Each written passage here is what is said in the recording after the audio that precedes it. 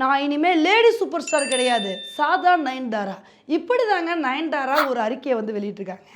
அதில் அவங்க என்ன சொல்லியிருக்காங்க அப்படின்னா, நீங்கள் எல்லாரும் இனிமேல் என்னை லேடி சூப்பர் ஸ்டார்னு கூப்பிடாதீங்க, நயன்தாரானே கூப்பிடுங்க, அதுதான் எனக்கு பிடிச்சிருக்கு அப்படின்னு இது மாதிரி வந்து சொல்லியிருக்காங்க. இப்போ இதை வந்து கேட்டுட்டு தான் நெட்டிசன்ஸ் பயங்கரமாக நயன்தாராவை கிண்டல் பண்ணிட்டு வந்துட்டு இருக்காங்க. ஏமா நயன்தாரா, நாங்களாம் அவங்கள லேடி சூப்பர் ஸ்டார்னு கூப்பிட்டோம், நீங்களாம் உங்களுக்கு லேடி சூப்பர் ஸ்டார்னு பேர் வச்சுக்கிட்டீங்க.